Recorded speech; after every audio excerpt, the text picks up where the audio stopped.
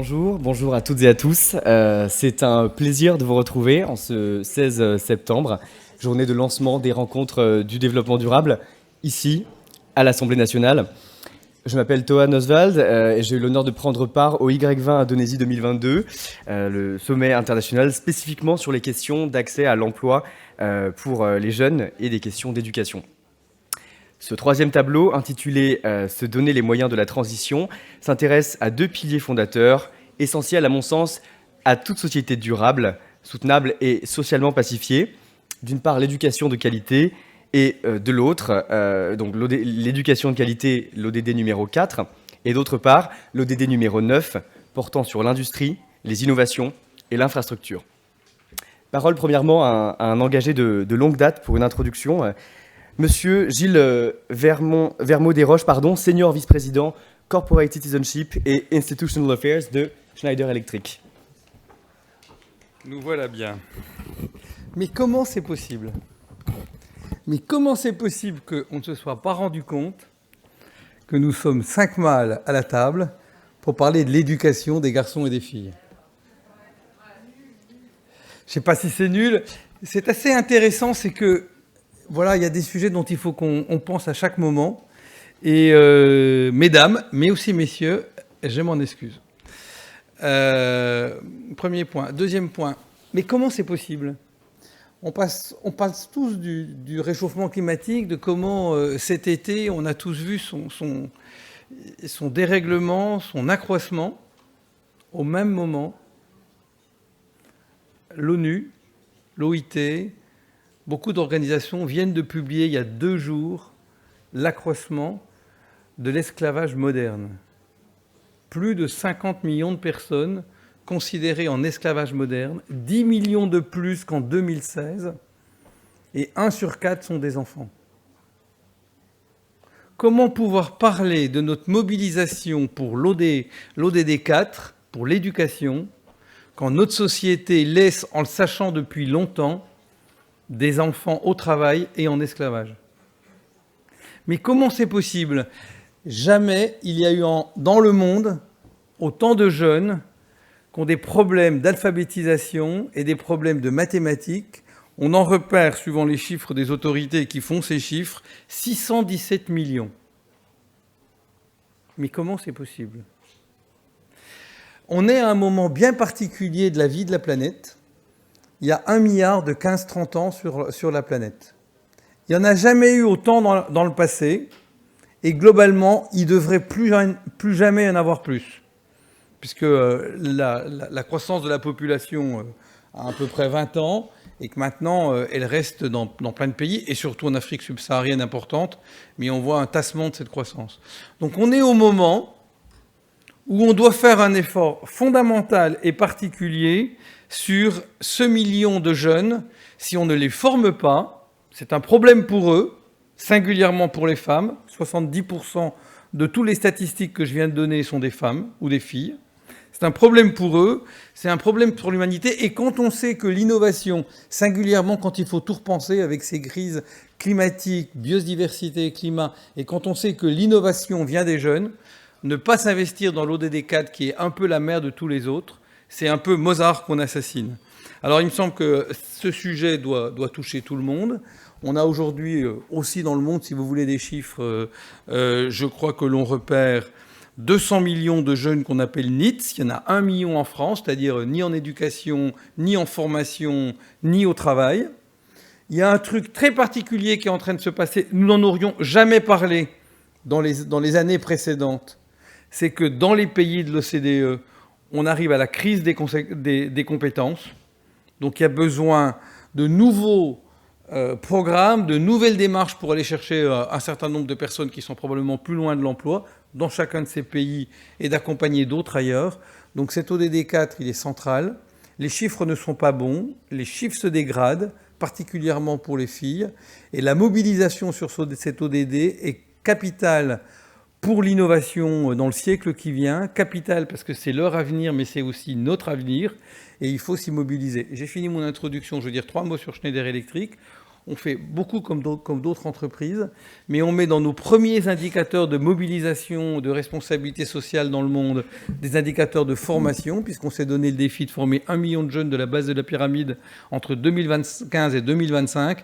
Et j'appelle de mes voeux que tous ceux qui aujourd'hui, entre l'ISSB et l'EFRAG, inventent les critères, les KPI dans lesquels les entreprises responsables doivent publier leurs chiffres extra-financiers, d'ajouter dans cela, et ça n'est jamais le cas, la mobilisation des entreprises pour le transfert de compétences, le mentorat et la capacité d'apporter des compétences à des jeunes qui n'en ont pas. Le digital peut venir à la rescousse de ces formations, y compris en Afrique, y compris ailleurs partout dans le monde. On a devant nous tous les outils pour que tous ces chiffres changent. C'est une question de volonté et de mobilisation des hommes et des femmes.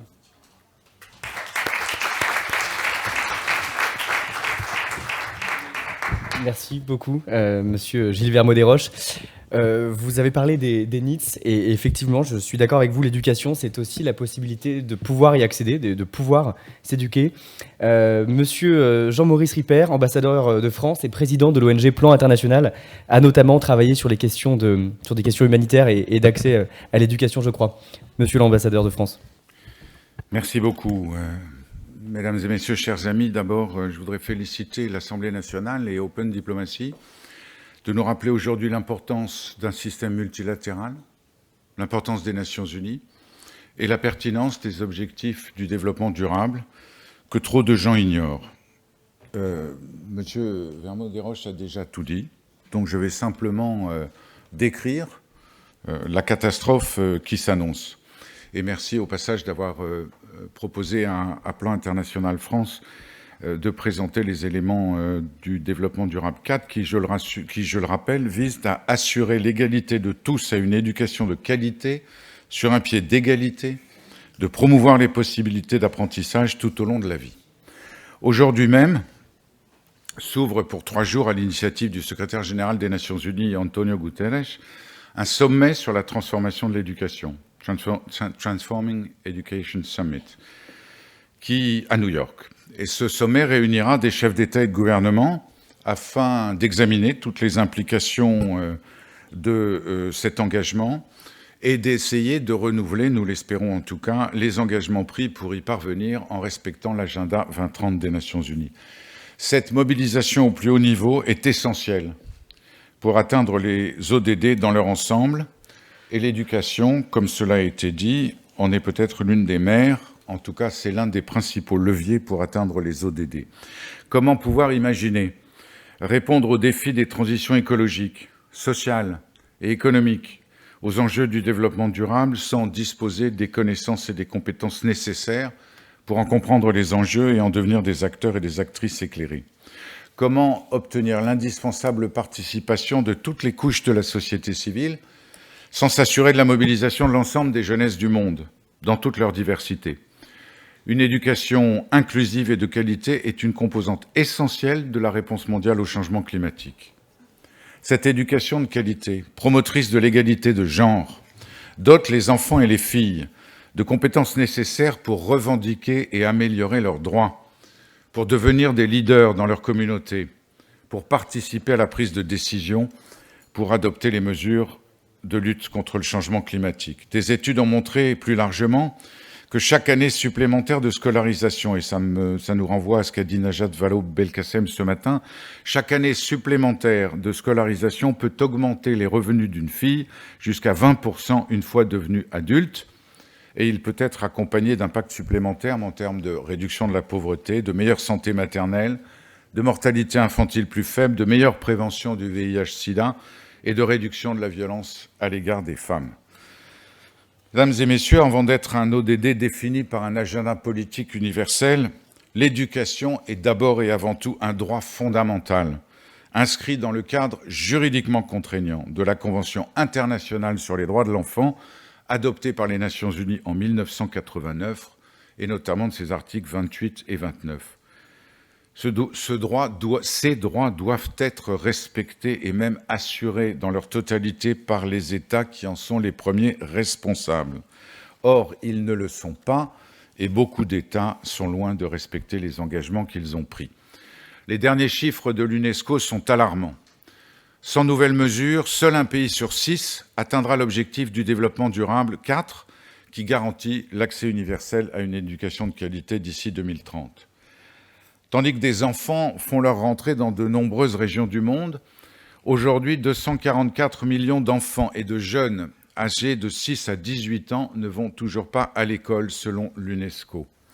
Il y a certes un progrès depuis l'an 2000, ils étaient 400 millions à l'époque, mais le rythme de ce progrès s'est ralenti de manière substantielle ces dernières années. Et de très nombreuses inégalités persistent dans l'accès à l'éducation dans le monde. Cela a été déjà dit ce matin lors du premier tableau. Encore aujourd'hui, 63% des adultes analphabètes dans le monde sont des femmes. Et 132 millions de filles entre 7 et 17 ans sont privées d'éducation, soit plus de 21 fois le nombre de filles scolarisées en France. Cette difficulté d'accès à l'éducation est causée par plusieurs freins d'ordre social et économique. Parmi ces barrières, j'en cite quelques-unes. La pauvreté, bien sûr. Dans beaucoup de pays, une fille est considérée comme un fardeau. Certaines familles renoncent donc à les scolariser, choisissant plutôt de les marier ou de les faire travailler. La contribution aux frais scolaires est aussi un frein à la scolarité, bien sûr, et les familles pauvres consacrent leurs maigres ressources à l'éducation et à la formation du fils, considérée non pas comme une dépense, mais comme un investissement. Autre difficulté, les systèmes patriarcaux qui persistent dans certaines sociétés. L'éducation, ça a été mentionné à travers une question ce matin. L'éducation des filles va à l'encontre du rôle qui leur est dévolu dans la société. Se marier tôt, avoir des enfants. Les filles qui ont l'opportunité d'aller à l'école sont la majorité du temps également contraintes aux tâches ménagères. C'est une charge supplémentaire qui s'interpose entre elles et leur éducation. L'insécurité, les violences sexistes et sexuelles vécues par les filles à l'école ou sur le chemin de l'école. Pensez à ces jeunes filles aspergées d'acide dans un certain nombre de pays parce qu'elles se battent pour aller à l'école. Cette insécurité, ces violences les empêchent de suivre correctement les cours dispensés dans un lieu sûr. Et cela pousse bien sûr un certain nombre de parents à retirer leurs filles de l'école. Les mariages précoces. Les filles qui se marient tôt quittent le plus souvent l'école, bien sûr, et perdent en autonomie en ce qui concerne leur santé, leur corps, leur bien-être. Et cela se répercutera sur leurs enfants. Elles renoncent à apprendre un métier ou à être indépendantes financièrement. Près de 33 000 filles de moins de 18 ans sont mariées chaque jour. 12 millions par an. Les mariages précoces et plus largement les difficultés d'accès à l'éducation complète à la sexualité comme à la contraception, qui conduisent à des grossesses précoces, contraignent le plus souvent les adolescentes à quitter l'école. La non-application des lois, bien que dans la plupart des pays du monde, la scolarité soit obligatoire, beaucoup de familles ou de familles l'ignorent et de gouvernements ne l'imposent pas. Ces obstacles à l'éducation des filles soulignent l'importance d'une réponse intégrée, multisectorielle et multi-acteurs à ces enjeux. La pandémie du Covid-19 a exacerbé la crise des apprentissages et la crise des financements. Crise des apprentissages. Selon l'UNESCO, le pourcentage d'élèves dotés de compétences de base en lecture à la fin de l'école primaire passera de 51% en 2015 à 67% en 2030. Malgré ces progrès, près de 300 millions d'enfants et de jeunes ne disposeront toujours pas des compétences élémentaires en calcul et en lecture pour réussir dans la vie. Seul un pays sur 6, je l'ai dit, prévoit de réaliser d'ici 2030 les objectifs de l'éducation universelle. La crise du Covid-19 a évidemment exacerbé cette crise mondiale de l'éducation. Les fermetures d'écoles ont engendré d'importantes pertes d'apprentissage. Dans les pays à faible revenu et à revenu intermédiaire, 70% des enfants de 10 ans sont dans l'incapacité de comprendre un texte simple à l'écrit. Selon une évaluation de l'UNESCO, de la Banque mondiale et de l'UNICEF, publiée le 24 juin, ces retards d'apprentissage auront un fort impact sur l'économie des pays. À l'échelle mondiale, ils représenteront pour la génération en cours de scolarisation une perte cumulée de richesse de l'ordre de 21 000 milliards de dollars. Crise des financements aussi, parce que les financements publics ne cessent de baisser. Je sais que j'ai dépassé mon temps, mais je voudrais continuer sur un sujet fondamental, qui est celui de l'éducation en situation de crise et d'urgence. L'éducation de 222 millions d'enfants et d'adolescents et d'adolescentes est actuellement remise en cause. C'est 3 fois plus qu'en 2016. Le financement de l'éducation en situation d'urgence a augmenté au cours de la dernière décennie, mais il ne suit pas la croissance des besoins. Le secteur de l'éducation, selon l'ONU, reste gravement sous-financé, avec seulement 22% des fonds demandés couverts en 2021. L'éducation en contexte de crise est pourtant reconnue comme un facteur de protection physique et psychologique des enfants. J'insiste sur le fait que l'Union européenne a adopté en 2019 un règlement qui prévoit que 10% de son aide publique au développement sera consacrée à l'éducation. Nous aimerions bien évidemment un plan international, que le gouvernement français s'y engage. Je passerai sous silence les situations de crise dont j'aurais voulu vous parler. Il suffit de mentionner les pays: Afghanistan, Yémen, Burkina Faso, Ukraine bien sûr, Birmanie, République démocratique du Congo. Dans tous ces pays, le financement des écoles en situation de crise n'est plus assuré. Pas d'école, cela veut dire plus de repas. Souvent, les enfants n'ont qu'un repas par jour dans les écoles. Plus de suivi médical, plus de suivi de leur santé mentale, plus de violence, plus de harcèlement. Face à cette situation, nous ne pouvons bien sûr qu'appeler à une mobilisation générale. Merci à l'Assemblée nationale et à Open Diplomacy de nous permettre d'y contribuer. Et je vous appelle tous par ailleurs à vous associer le 11 octobre prochain à la célébration de la Journée internationale des filles, créée par les Nations Unies à l'initiative de l'ONG Plan International. Nous aurons différentes manifestations dans Paris et je vous appelle déjà à vous joindre à nous. Merci.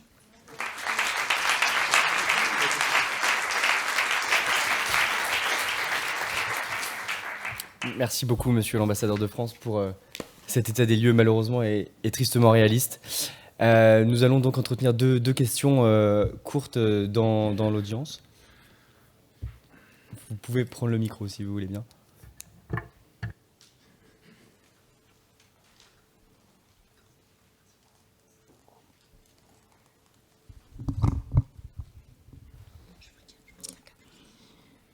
Bonjour à tous et à toutes. Je suis Madame Momila Ernestine, fondatrice de l'association d'aide à l'éducation de l'enfant handicapé. Monsieur l'ambassadeur de France, je vous remercie pour votre intervention. Je souhaite simplement apporter un petit un complément d'information ou bien quelque chose que l'on oublie assez souvent, à savoir l'éducation des enfants en situation de handicap. À la veille de l'ouverture du sommet sur la transformation de l'éducation, on note qu'il y a 240 millions d'enfants en situation de handicap à travers le monde qui sont privés d'éducation. Donc, je profite de cette occasion pour signifier qu'il y a l'article 24 de la Convention relative aux droits des personnes en situation de handicap qui a été signé par la majorité des pays et qui est contraignant, bien sûr, parce qu'on a signé et ratifié. Et dans le cadre de différents programmes de développement, et même en situation de crise, on note qu'il y a un déficit de financement de l'éducation, et au pré-sommet de l'éducation, du sommet de l'éducation qui s'est tenu en France en juin, dans les différentes déclarations, on a noté qu'il y avait une absence notable de la mention « enfants en situation de handicap » dans le domaine de l'éducation. Donc, j'aimerais attirer l'attention de tout le monde là-dessus pour que même dans le cadre de l'aide publique au développement, qu'on essaie de se pencher sur cette question. Et la situation des filles en situation de handicap dans certains pays est aussi déplorable parce qu'elles sont victimes de double ou triple discrimination. Donc, ce serait très intéressant que tout le monde se penche dessus. Notre organisation travaille là sur ces questions-là. On a produit un document dans le cadre du Forum Génération Égalité. J'ai quelques copies. On a aussi produit un document sur la continuité pédagogique concernant les enfants handicapés à l'occasion de la Covid pendant le confinement. On peut donner des informations par rapport à cela. Merci beaucoup pour votre intervention.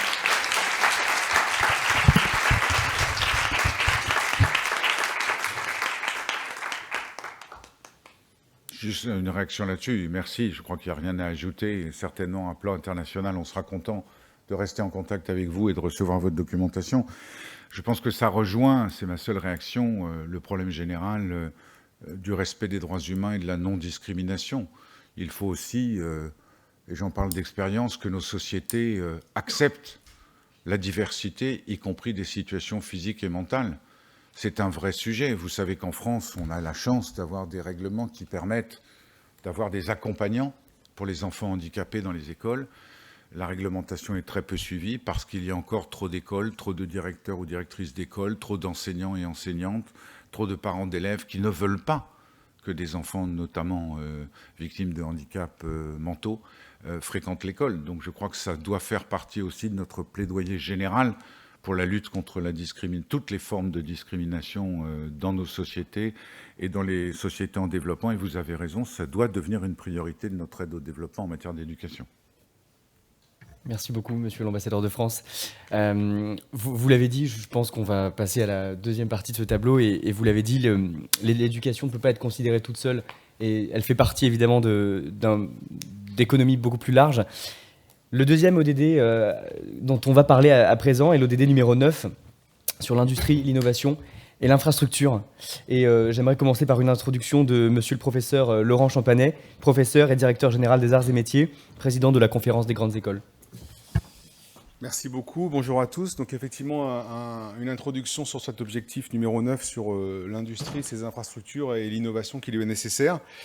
Derrière cet objectif, il y a une idée de base qui est de revenir à une industrie humaniste, c'est-à-dire une industrie qui sert la société, qui permet de répondre aux besoins de la société, de l'ensemble de la société, se nourrir, se loger, se chauffer, se soigner, se déplacer, se divertir.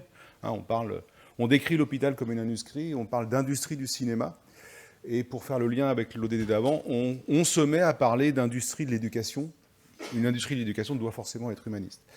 Et cette industrie et ces infrastructures, pour qu'elles puissent être humanistes, elles doivent servir à la prospérité de la société, mais sans détruire son environnement. Et c'est un des enjeux forts de cette ODD.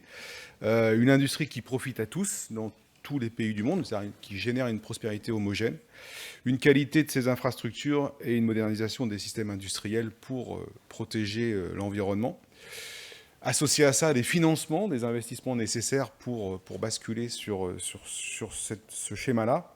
Et puis, en amont, une recherche et une innovation avec une chaîne complète qui, à partir de recherche amont, va générer des réponses aux besoins de la société jusque dans les entreprises, jusqu'auprès des gens. Et pour ça, un besoin d'accroissement fort de la connaissance pour tous. Alors la situation en 2022 sur cette ODD n'est pas terrible. Je pense que c'est un peu le même schéma qu'ailleurs. Alors une industrie qui a été très durement touchée par la pandémie, mais qui a rattrapé son retard en termes de croissance. Donc on a l'impression d'être revenu comme avant, sans avoir profité de cette situation-là. Et malheureusement, un retour à la croissance qui est encore plus inhomogène qu'avant, avec bien évidemment en défaveur des pays les plus pauvres. Et dans les pays les plus développés, la modernisation et une orientation vers du développement durable de l'industrie qui est extrêmement limitée, en particulier, et on y reviendra après, par un gros manque de main-d'œuvre, qui est lié à l'image de l'industrie, parce que personne n'a l'image d'une industrie humaniste. Et aujourd'hui, l'industrie est peu attractive, surtout auprès des jeunes, surtout auprès des jeunes femmes, et parce qu'elle est vue peu respectueuse de notre environnement. Mais en même temps, cette industrie déclare que pour faire ces transitions, pour devenir durable, elle a besoin des compétences de jeunes engagés. Donc on a une balance qui est très difficile à respecter en ce moment. Sur le plan de l'innovation, la recherche est encore trop peu vue comme une source de prospérité durable, particulièrement en France. La crise Covid n'a surtout pas aidé. Alors qu'on a quand même en France des financements de la recherche et une organisation qui sont adaptés. Sur la question de l'accroissement à la connaissance, il y a peu de changements. On a encore beaucoup de régions du monde où l'accès à la connaissance est extrêmement, extrêmement difficile, alors que dans d'autres, on augmente encore toujours les choses. On a un manque de capacité fort d'investissement pour la modernisation des équipements afin de réduire l'impact environnemental. Là encore, en France, on se positionne encore bien avec des aides de l'État. Je pense en particulier à la place que prend BPI France en ce moment en soutien aux transitions de l'industrie. Donc en bref, des résultats très mitigés sur cet objectif de développement durable qui s'appelle « Mettre en place une infrastructure résiliente et promouvoir une industrialisation durable qui profite à tous ».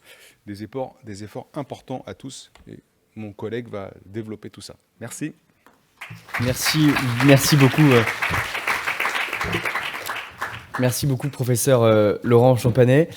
Et maintenant, c'est donc à Monsieur Patrice Moreau, président de PwC France et Maghreb. Et puis, comme pour l'ODD précédent, vous pouvez évidemment préparer vos questions que vous pourrez adresser à Monsieur Moreau à l'issue de sa présentation. Merci, bonjour à tous. Alors, je suis ravi d'intervenir sur cet ODD parce que dans le contexte actuel que nous vivons depuis la pandémie, et ça a été dit, on est vraiment au cœur du débat sur la place de l'industrie. Et je vais concentrer mon intervention sur la place de l'industrie dans notre pays, en Europe, et en particulier la nécessité vitale de cette réindustrialisation. Alors pourquoi faut-il réussir notre réindustrialisation? De mon point de vue, il y a 4 raisons. D'abord, et je crois que c'est désormais une évidence, que disposer d'une industrie dans notre pays est un plus pour l'environnement. Alors ce que je dis est probablement paradoxal, mais je vais le développer. Nous avons la chance d'avoir une électricité qui est plus décarbonée qu'ailleurs. Nous évitons, grâce à la relocalisation, les émissions et les pollutions qui sont liées au transport. On contrôle normalement mieux les rejets et le choix des technologies les moins polluantes. La deuxième raison, c'est lié à la souveraineté de notre pays. Les crises récentes, elles ont démontré notre vulnérabilité, y compris pour des approvisionnements stratégiques. Combien on en a parlé. La troisième, c'est lié à la sécurité d'approvisionnement. On a souvent parlé des ruptures d'approvisionnement de palettes de transport. Alors c'est très anecdotique peut-être, et ça ne remet pas en cause l'intégrité de notre État, mais ça handicape considérablement nos entreprises. Celle des puces électroniques pénalise les deux. Et enfin, il faut réindustrialiser pour la cohésion dans notre pays. Parce que l'industrie, elle permet de répartir la richesse entre les métropoles, les territoires. Elle est le creuset d'une classe moyenne nécessaire à notre société. Elle permet de réduire les inégalités. Et si nous laissons les rivalités se diffuser dans notre pays, nous ne parviendrons pas à répartir ce colossal effort qui est nécessaire à notre transition écologique, créant des tensions ainsi entre les plus riches et les plus pauvres, entre territoires et métropoles. Alors, est-ce que le plan France 2030 est à la hauteur de l'ambition? Le plan France 2030, il succède au plan France Relance, et il est présenté comme un plan d'investissement massif, et objectivement, à l'échelle des 10 dernières années, il l'est. Chez PwC, nous avons réalisé une étude en juin 2022 qui s'appelait « La renaissance industrielle en France à l'horizon de 2030 », et cette étude, elle a montré que, grâce à ce plan, ça permettrait la création de 68 milliards de valeur ajoutée industrielle, 430 000 emplois directs et indirects créés, une réduction significative du déficit de la balance commerciale manufacturière, et ça nous permettrait d'atteindre un niveau d'industrie manufacturière équivalent à 12% du PIB, alors qu'aujourd'hui on est à 10%, ce qui conduirait en fait à rattraper à peu près un tiers de notre retard par rapport à la moyenne européenne qui est à 16%. Donc l'ambition d'investir en masse, elle est là, mais cet investissement, il reste encore insuffisant, parce qu'à 12%, notre industrie ne nous permettra pas d'assurer notre indépendance productive, ni notre souveraineté industrielle. Il faudra en fait le triple ou le quadruple pour rattraper la moyenne européenne. Pour réussir cette industrialisation, il y a des conditions de succès tangibles qu'il faut prendre en compte. Parce que ces objectifs de réindustrialisation, ils se heurtent à des contraintes qui se cumulent. Le foncier, les besoins de compétences, ça a été dit par M. Champanet, le financement et l'acceptabilité sociale. La disponibilité du foncier, elle est insuffisante aujourd'hui, on le sait, ça représente un frein. Sans parler évidemment des délais administratifs pour qualifier un terrain par exemple. Le besoin en compétences et en main-d'œuvre, aujourd'hui il y a 70 000 postes vacants dans l'industrie et il menace de s'amplifier au fur et à mesure que de nouveaux besoins en compétences vont apparaître. Le financement privé, il reste insuffisant au regard des besoins. 30 milliards du plan 2030, France 2030, va générer 100 milliards d'investissements privés-publics, il en faudrait 3 fois plus. Et enfin, il y a les questions cruciales de l'acceptabilité sociale et de cet impact environnemental qui ne doivent pas être sous-estimés. L'acceptabilité sociale de la réindustrialisation, elle n'a pas encore été véritablement, de mon point de vue, abordée. Et celle-ci, elle ne réussira que si elle est un choix de société qui est pleinement assumé par tous. Parce que quand on relocalise et qu'on retalise la production industrielle, est-ce que nos concitoyens vont accepter d'avoir une usine à proximité de leur lieu de vie? Est-ce que nos concitoyens vont accepter, par exemple, que l'on extrait des terres rares, alors qu'aujourd'hui on en a besoin pour réduire justement notre dépendance? C'est un vrai sujet de société. Les solutions, elles existent. Alors, pour le foncier industriel, au travers des partenariats publics-privés notamment. En termes de compétences, il faut former dans tous les territoires. Il faut relocaliser des écoles d'excellence qui sont souvent franciliennes pour essaimer les compétences industrielles de demain, tout en apportant justement une réponse à la faible mobilité géographique des Français. Et puis, il faut passer, et ça a été dit, à un modèle de formation en continu où chacun est apprenant tout au long de sa vie, en y associant l'entreprise, parce qu'aujourd'hui, on ne peut pas juste apprendre et, au début pour avoir un métier et ensuite stopper. Ce sera la formation en continu. Et là, on voit bien le lien avec l'ODD 4 dont on a parlé juste avant. Enfin, le financement, il faut mobiliser davantage l'épargne des Français pour consolider les fonds propres des entreprises. Les besoins de financement, je l'ai dit, sont de l'ordre de la centaine de milliards d'euros. L'épargne des Français, c'est plus de 5 000 milliards d'euros et pourrait être mobilisée davantage pour consolider les fonds propres des entreprises qui s'engagent vers cette réindustrialisation. Et pourquoi ne pas créer un livret dédié, comme on l'a pour le livret A, qui orienterait les financements tout en offrant aux Français la possibilité de contribuer à cet effort national. Et enfin, l'acceptabilité sociale. Alors, industrie, environnement, le couple gagnant. Il est évident qu'il faut renforcer, et ça a été dit, l'attractivité des métiers de l'industrie, appeler les jeunes à y aller, comme l'a fait d'ailleurs Nicolas Dufourcq, le directeur général de BPI France. Il faut aussi davantage penser, et ce n'est pas anecdotique, à l'esthétique et à l'intégration des usines dans le paysage urbain. Et là, c'est un beau défi de créativité. Et c'est vrai qu'on a souvent opposé des arguments écologiques, finalement, à l'industrie. Et moi, je pense que c'est obsolète et lié à une image dépassée de l'industrie. Peut-être qu'il faut rappeler d'abord que la production industrielle, c'est 20% de l'empreinte carbone d'un produit durant son cycle de vie. Et donc, l'industrie doit travailler sur sa circularité, notamment des matières, et a besoin du génie industriel et d'innovation, et donc de compétences. Et pour les 80% restants, ça relève de l'usage des produits, et là, donc, du changement des usages et des comportements. Et là aussi, il y a un enjeu de société à relever qui nécessite aussi une part d'innovation. L'industrie 2030, elle contribue à l'effort environnemental, elle crée des emplois, elle favorise l'économie circulaire, elle incite au changement des comportements et s'appuie sur les nouvelles technologies. Et paradoxalement, la faiblesse finalement de notre empreinte industrielle aujourd'hui, ça peut se révéler être une force, parce que la construction d'usines, elle pourra se faire en prenant tout de suite en compte les enjeux environnementaux. Et l'industrie, en fait, elle répond aux enjeux RSE qui en font du coup une activité porteuse de sens. Et donc c'est aux différents acteurs de mettre en avant ses atouts pour en redorer son image. Alors je dirais qu'en conclusion, pour réussir, c'est s'engager au sein de coalitions industrielles, locales et européennes, parce que ces problématiques de réindustrialisation, elles sont trop complexes pour être résolues en ordre dispersé. On a besoin des uns des autres. La renaissance industrielle de la France, ça sera un choix de société, et ce sera une réussite collective. Alors nous, chez PwC, nous encourageons tous les acteurs du dynamisme économique des territoires à initier ou à rejoindre ces coalitions, ces mécaniques de précision au service du bien commun. Cette conviction, elle est à l'origine d'un mouvement qu'on a lancé qui s'appelle Let's Go France et qui met en partage les solutions de PwC, quand on travaille avec nos clients, de ses clients, de son écosystème, en réponse aux enjeux de développement durable et de relocalisation. Et je terminerai en disant que tout projet de souveraineté durable sur le plan économique et technologique dépasse le cadre national. Et ça doit impliquer l'engagement des entreprises européennes. C'est à ce niveau européen que se joue, et on l'a vu, la réussite des projets industriels, que s'imaginent de nouvelles solutions pour avoir une Europe forte et une France forte, et pour répondre à ces enjeux. Merci beaucoup.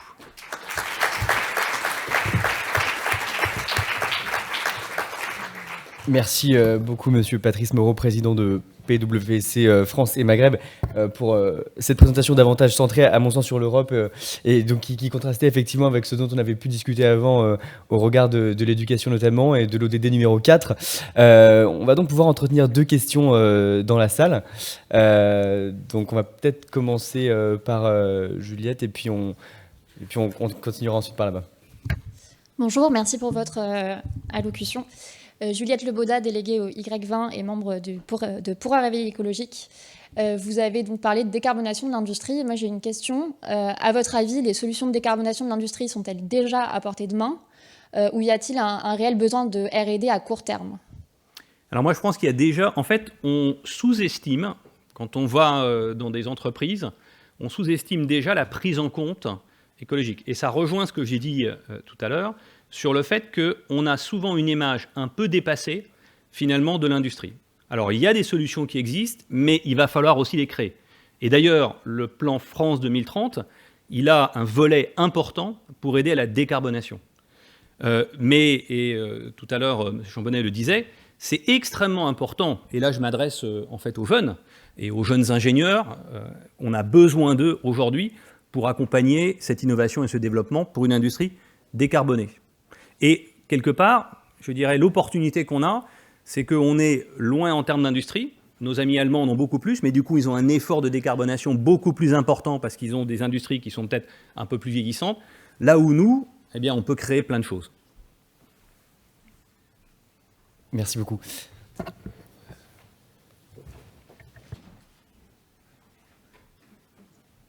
Bonjour. Bonjour. Je m'appelle Tom Kubiak. Je vais vous poser une question sur... vous parlez beaucoup du coup de la réindustrialisation, de tous les plans qui sont lancés. Et du coup, vous avez mentionné un moment le fait que cette réindustrialisation... Difficile, hein, moi aussi, j'ai un peu de mal. Un peu compliqué. Permettait de réduire les inégalités et de répartir la richesse. Et voilà, je voulais savoir en quoi concrètement ça le permettait. Merci. Mais parce que je pense que ça permet de relocaliser de la production dans des bassins d'emploi. Et donc ça crée de la richesse. On a parfois trop tendance, et on le dit, à avoir un pays qui est très centralisé, sur l'Île-de-France notamment et certaines grandes métropoles. Eh bien ça permet, si justement vous développez plus d'usines et plus d'industries, de relocaliser de l'emploi, des compétences dans nos régions et dans nos territoires. Donc c'est très important et c'est vertueux. Merci. On est un petit peu en retard, donc on va peut-être en discuter après. Je suis vraiment désolé, mais on en discutera après. Je pense que ce sera une discussion effectivement intéressante à avoir. Mais je suis vraiment désolé, on est un peu en retard sur le temps. Donc, je me déplace. Bon, merci beaucoup à tous nos intervenants. J'ai plaisir à voir que certaines de nos recommandations et de nos propositions coïncident avec les conclusions auxquelles a pu parvenir le Youth Employment Track de notre réunion du Y20 en Indonésie. D'une part, avec des recommandations qui effectivement consistaient à améliorer à l'échelle internationale certains principes fondateurs, notamment au regard de la transition des jeunes vers l'économie formelle et l'accessibilité du système éducatif pour tous, grâce à des systèmes très concrets de prêts à taux zéro, des programmes de bourse qui facilitent l'accès pour tous au système éducatif. Les contenus enseignés doivent également davantage s'accorder aux besoins du marché du travail, à mon sens. Et c'est ici, à mon sens, que l'on peut parvenir à une collaboration améliorée entre le public, le privé et l'académique, peut-être dans une dimension un peu différente de ce dont on a pu faire référence à travers ce tableau, mais il s'agit, à mon sens, comme le disait également Sylvie Retailleau hier, ministre de l'Enseignement supérieur et de la Recherche, de rendre les programmes d'enseignement davantage individualisés, afin de permettre à chacun de pouvoir s'engager dans une voie qui lui correspond.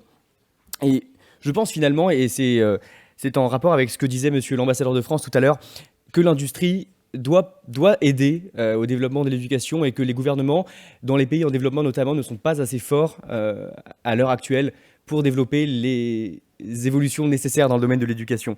Et donc je comprends cette idée qu'il y ait effectivement un besoin de fortifier la coopération européenne, mais à mon sens, il y a également cette nécessité de développer à l'échelle internationale une certaine solidarité, et notamment dans le domaine de l'éducation, où des progrès peuvent être réalisés très rapidement.